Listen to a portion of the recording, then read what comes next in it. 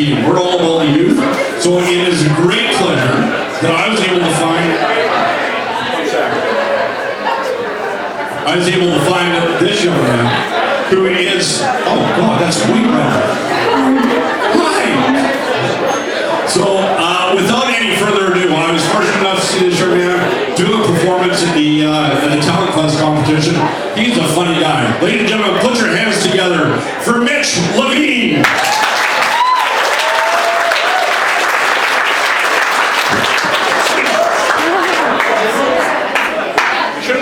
Oh my God, they do not. Okay, they didn't put any actual steps there. They did not. There is not. There is not. There's a stool.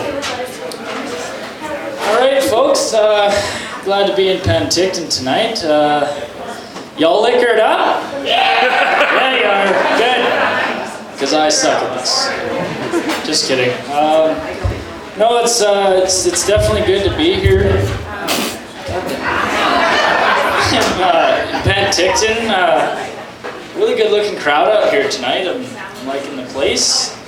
I heard a really small rumor that the mayor was going to be here, so that was neat. I'm actually really excited about those new water slides that are coming in. I'm literally excited because me, as a youth, we tend to run out of options in the summer, we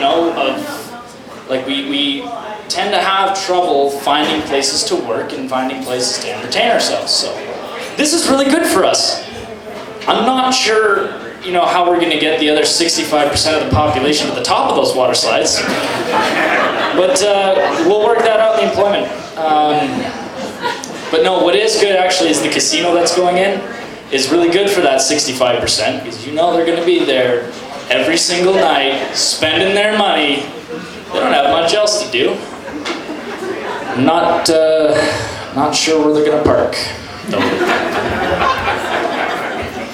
I kid the mayor. In all fairness, it could be a lot worse. I've heard of places actually where they build bridges that don't go anywhere. Oh, wait a second. Oh, wait, that's here. That is Penticton, BC. Okay, let's quit with that. Let's go straight to a question. How many folks here in the audience have split families? Like your parents have two sets of parents, or kids have two sets of parents, or you have two sets of parents? Put your hands up. Okay, so like my family, fantastic. This totally backfired. Regardless, I've started to notice, though not in this bar, it tends to be that's how the modern family is nowadays. Everybody's mixed up and dysfunctional, and that's just how we are. I think personally that functional families that are all together are a bit of a rarity to me. I don't see them very often. They do seem strange and happy. But we're slowly starting to realize that the more we keep doing this to ourselves, that the more complicated it's getting. So we're really trying hard this time. Like, hey guys, we really gotta hang on. This time, let's hang on and just act like we love each other, okay? So this is getting difficult. And I get a lot of people asking me about my family, therapists mostly. Describe your family to me. I say, well, I don't know, I'd use a family tree, but I don't think I can do that. What do you mean by that? Well, I think I have more of a family staircase. What does that mean? Well, I have a stepmom, a stepdad, stepbrothers, stepcousins, family staircase. And that's just how we are, and we're so, just the size of our family and how complicated it is. We're a little bit like a Canadian mafia or something like that doesn't kill people, mostly. And that's, we're a little bit screwed up in that way, and my parents actually, they're a lot like Italians. They say things that Italians say, like my mom, for example, you can't go out like that, you'll catch a cold. When I'm not wearing a jacket, or have you eaten 3 meals yet today? or you should find yourself a nice girl. And then I will go out and I will find myself a girlfriend and I will bring her home. You know, she's nice, but I really think you could do better. She does it every time, and it's not even like she waits until she's standing in the other room. Like, the girlfriend could be, like, just right there. She'll do it right in front of her. She doesn't care. And my dad, he takes a little bit more of a serious side of things. You know, and he says things that Italian fathers would say. You need to wake up every single day and love what you do. That is what you need to do. And, you know, he lectures me a lot, as parents do. And in every single lecture, he will say these two things. And the first one, and you know, like when you're getting lectured by your parents, you're not listening, you don't care, you don't agree. You're mad, and that's the end of it. So he'll say this. You may not always respect someone. Or sorry, messed that up. You may not always agree with somebody, but you must always respect them. And I'm just thinking in my head, you're right, I do not agree with you at all, but if I don't respect you, I'll be homeless.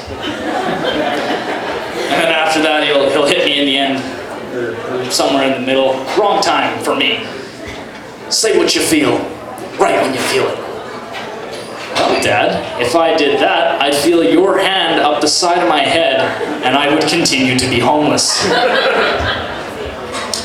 Yeah, and one day I was arguing with my mom, and I decided to stop, because I am a smart son. And I hear my grandpa pipe up from the other end of the room. Mitchell, stop letting your mom push you around, put your foot down. And I stop. Grandpa, no. Putting a foot down got my twin brother sent away. Putting a foot down got my other brother a 3-week stretch in timeout. So putting a foot down is gonna get me sent away real quick. Totally like the mafia. And well, actually, they tend to party like the mafia a little bit. Actually, adults do in general.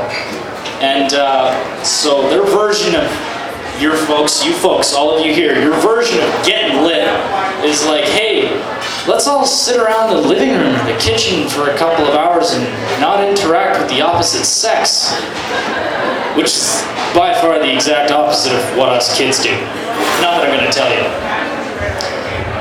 So that's what they'll do, and I'm starting to notice, as a teenage observer, some very, very obvious patterns of appetizer competitions, which are more like who found the neatest idea on Pinterest and pulled it off the best competitions. Gender separation, and the conversations within each. You know, the men at these parties will talk about sports and beer and who's gonna help build the fence this summer, and by this summer I mean 3 years from now. And the women, you know, they talk about, you know, the bitch at work and Pinterest and Facebook e-cards. Yeah. You guys are party animals. And yeah, and I've also noticed that besides the verbal separation, you know, it's even worse when they're physically disconnected. Like when all the women leave and it's just the men in the house,